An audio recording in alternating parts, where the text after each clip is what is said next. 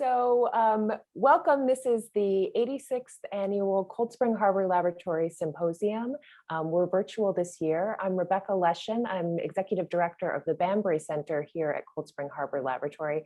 I'm really excited today to be here with Professor Gad Asher, who's a Principal Investigator at the Weitzman Institute of Science. Welcome, Gad, virtually. Hi, Rebecca. Good to see you.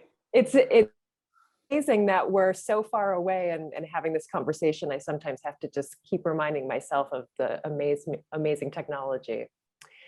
I wanted to start off, so talk about a lot of things in the short time we have today, but I wanted to start off with how you got to where you are, because if I was reading correctly, it sounded like you started out in mathematics and then moved into medicine. And that now you're full-time in the lab. So I kind of have to hear the story of how you got here. Okay, so this has been really a long journey, I would say. So, I started my studies with mathematics. I did my bachelor degree in mathematics. And then, I don't know exactly the reason, but I really like the building of medical school at the campus of Tel Aviv University. The actual building? Yeah, it's a kind of the brutalism architecture style. And I was visiting this building a lot and I was attracted to that. And in a way, I just knew some people who studied there and I decided to shift to medical school. I completed my medical studies. I did a residency and specialized in internal medicine. And while I was doing my residency in internal medicine, I did some kind of periods in labs, working in different labs. I actually always was interested in research and basic science. I think every summer I did kind of a small period working in different labs, doing different studies. And then during my residency, I was kind of obliged to spend 6 months in a lab. And these 6 months were extended, and I just completed a complete PhD at the Weitzman Institute, doing really hardcore biochemistry, working on protein degradation. And then I was supposed to go back to the hospital to complete my kind of training. And this was a kind of a turning point whereby I decided to continue with science, and I moved to the lab of Uli Schiebler in Geneva, who is a world leader in circadian biology, where I did my postdoctoral studies. After that, I came back to the Weitzman Institute as a senior scientist and later on promoted to associate professor at the institute where I am now. Wow. So if the building architecture initially of the medical school had been different, we might not be sitting here. That's very amazing. Definitely. And I love that. I think that's a little bit of trickery and maybe brainwashing to get you to do some research in the middle of medical school to try to pull you over. That's wonderful. So I think the medical background seems like it would be really helpful, and I don't quite know about it, whether the mathematics would come into it, but have you found that type of training has helped you in the research that you're doing, which I should mention is focused on molecular biology, circadian research? Yeah, definitely. Although we don't do any clinical studies or human-related studies in my lab, I must say that throughout my entire research career, already during my PhD and also during my postdoc training, and even now, the background of clinical kind of perspective is really critical. I don't regret any moment doing my medical studies and even working as a clinician, because this gives you a very unique perspective, and also in many cases you can integrate knowledge which biologists have their own kind of set of toolkit, while clinicians see things from completely different perspective. It's also a different style of doing science.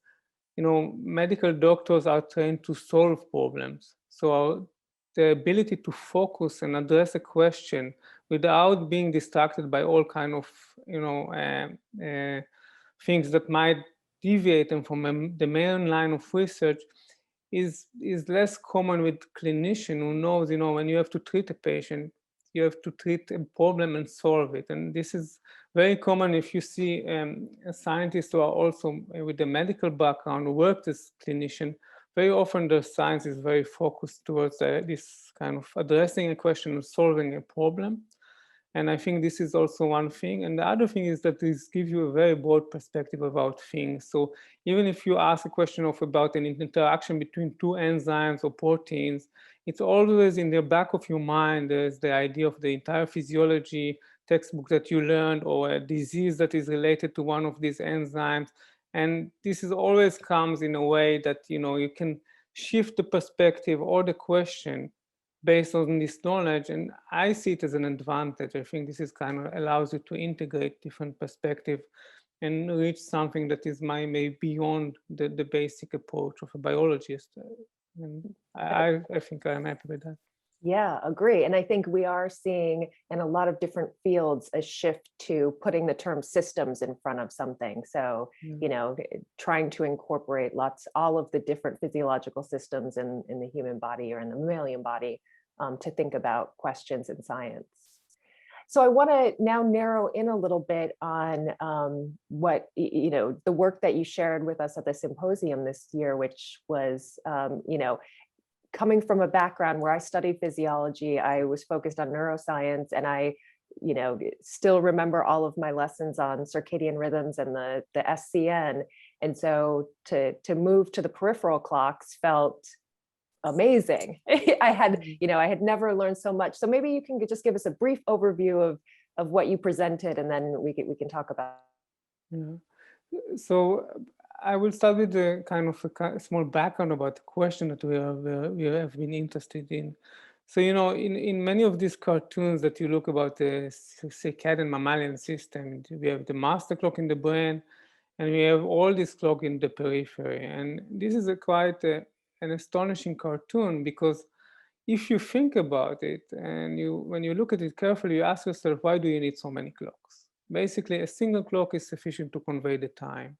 You don't need so many clocks to, you can use your alarm watch or wristwatch or your mobile phone. This is enough to tell the time. You don't need to have 10 clocks. And this is one big question in the field that I don't think it has been addressed, and it's an open question. And if you think about it even more, more clocks you have more complexity, and actually you have more problems, because the assumption is that these clocks need to be synchronized, and we know that they are synchronized. So this means that there is a kind of a setup of communication tracks that convey the time to all of these different clocks in a way that they oscillate in harmony.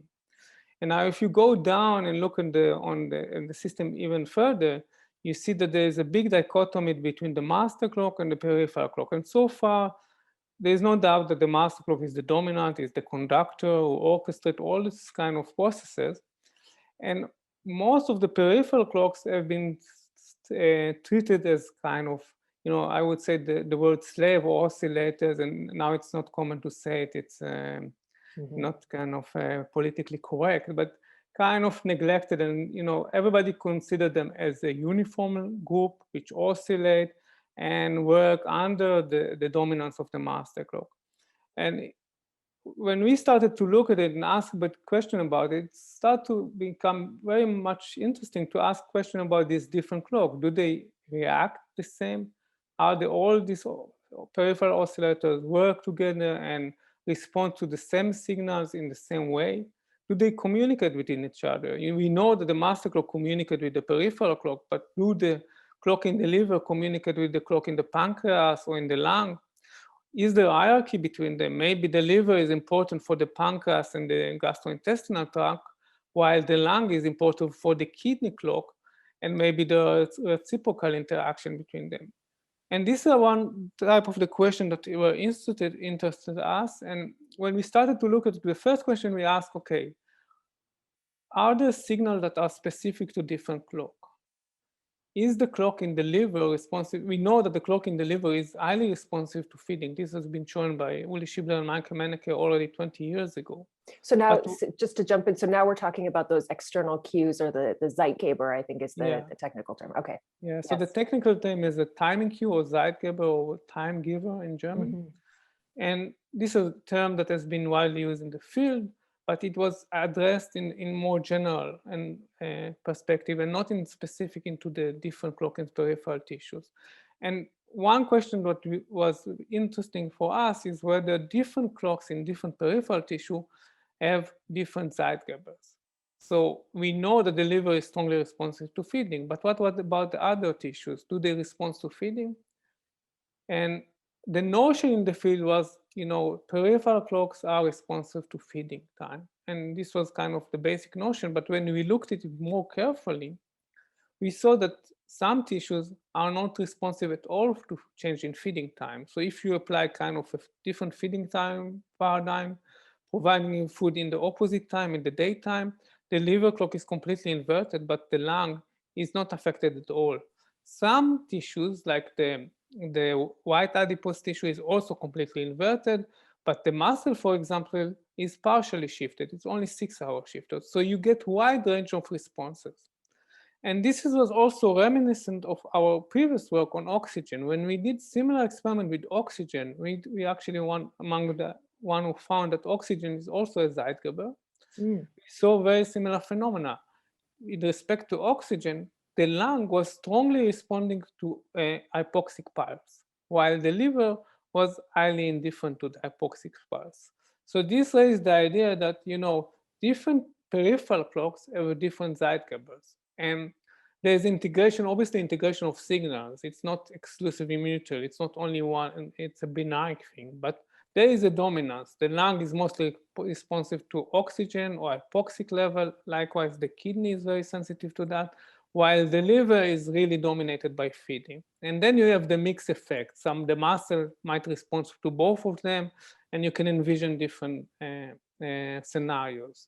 And also there are other signals, temperature cycles. So it will be interesting which are the tissues that are more sensitive to temperature cycles, hormones, etc. The basic idea is that the tissue clock harness the signaling that is relevant to them. So lung is obviously important for oxygen metabolism, so it will respond to oxygen. And likewise, the liver is important to nutrient processing, so the clock will respond to feeding. So this is one kind of approach and idea that we had in mind and seems to work. The other idea was that interested us whether there's hierarchy and whether one clock dominates rhythmicity of the other. So to this end, we use a liver clock mutant mouse model that was established already quite long ago, 10 years ago, by Chuck Wise's lab. And then we ask, instead of asking what happened in the liver, we ask what happened in other tissues. So we use this mutant and ask, what about the rhythmicity of clock in the lung, in the white adipose tissue? And this is without any change in feeding or any cues. This is just baseline. So at baseline level, we didn't see any effect, very minor effect. Also upon a nutrient challenge, like inversion of the feeding rhythms, we didn't see much effect. In both cases, the shift in the tissue's clock was very similar. And can I ask the mutant, this is a mutation that occurs since birth. It's not something that you constitutively becomes active, you can turn it on after. No, it's a mutation at birth. It's a genetic loss of BMAL in a hepatocyte. So it's a hepatocyte-specific BMAL knockout. Okay. So our first hypothesis is that maybe the clock in the liver affects the clocks in other peripheral tissues, and it turned out to be completely wrong. There was very minor, if no effect at all. Then we ask, what about rhythmicity in general? Does the rhythmicity of other tissue is affected by the clock in the liver?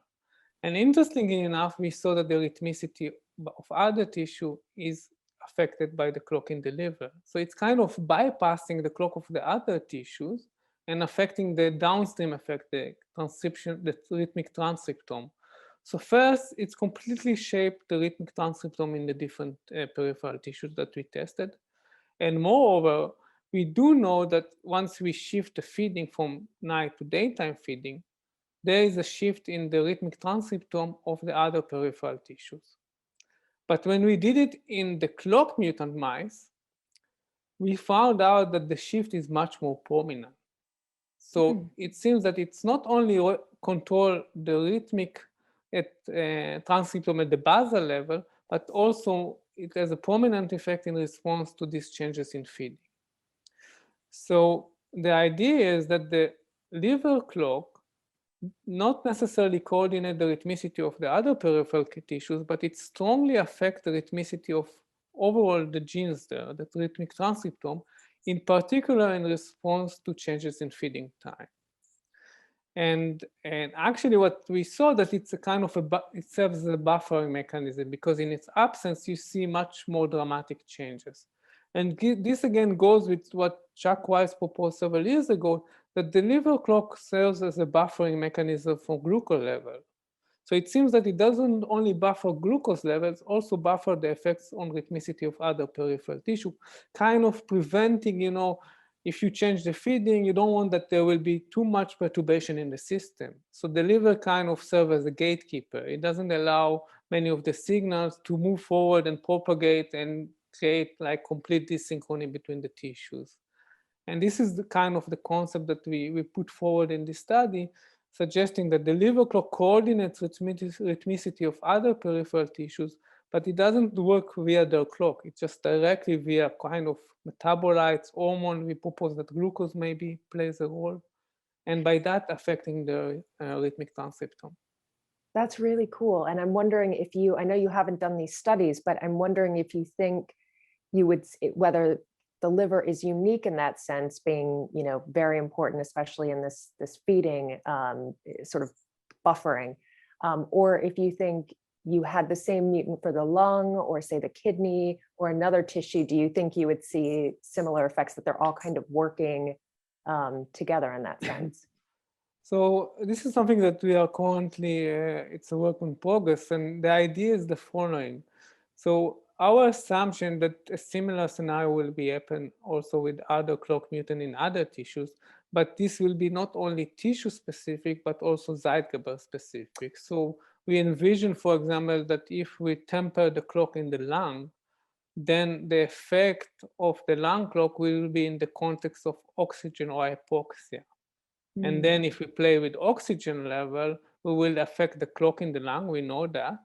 And if now we will look what happened to other tissues, maybe then the relevant tissues like maybe kidney, which is known also to be affected by oxygen, or other tissues that are in communication with the lung might have a similar effect, and maybe the clock will be shifted, the transcriptome will be shifted, and maybe in the absence of the lung clock, we will see different effects. So with respect to oxygen, we actually were the first to start with this idea that oxygen is a Zeitgeber. We started with a very preliminary idea that maybe we tested whether there are oscillation in oxygen level, and we found that there are indeed in vivo, in freely running animals, there are oscillation in oxygen level. And this oscillation within the physiological range, which is quite small, between 5 to 8%, are sufficient to synchronize clocks. And this work actually was quite important because later on we moved to pathologies and we induced hypoxia similar to sleep apnea. And we did it in a mouse model. And we saw that if you induce sleep apnea in mouse model by applying intermittent hypoxia, you can induce dysynchrony or misalignment between different clocks in the animal. So the clocks in the lung is shifted, the liver is not, the kidney is slightly shifted, and you can get this misalignment. And now we are at the last stage of our journey, in which we are now testing the effect of hypoxia in human. So last year I traveled to La Rinconada in Peru, which is the highest city in the world. It's located in Peru at 5,400 meters above sea level. Wow. And the question that we asked there is whether, if you have low oxygen pressure, whether this affects rhythmicity in general. So I joined an expedition of scientists who did the research there. And what we did, we collected samples around the clock from ourselves, the member of expedition, at 4 hours interval at each altitude, at sea level, at 3,000 and at 5,400. And the question that we ask currently with this kind of experimental approach is whether oxygen level affect rhythmicity in humans by testing the different gene expression from ourselves on different altitudes in which they have different oxygen levels. And this is kind of ending the journey, starting with a test tube and testing culture cells and their response to hypoxia, to effects on human transcriptome under hypoxic condition. And that kind of harkens back to some of the very, very early research papers that you would read of scientists experimenting on themselves. So this also gives some interesting historical context. I'm wondering, is there a role for the stress axis in any of these responses? Does that come into play in terms of any of this, the rhythms and the...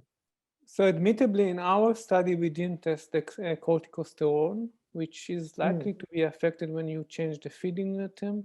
This is one of the hypotheses that was raised in the discussion of the paper. And it might affect it, and it might play a role. You know, one of the problems is that the system, the circadian system is extremely redundant. It's not only the clock protein, but also the signaling molecules that participate in the communication. It's not only a single molecule, it's a plateau of hormones, including stress hormones, metabolites, you know, the neuroendocrine system, the parasympathetic and the sympathetic system, all of them are participating.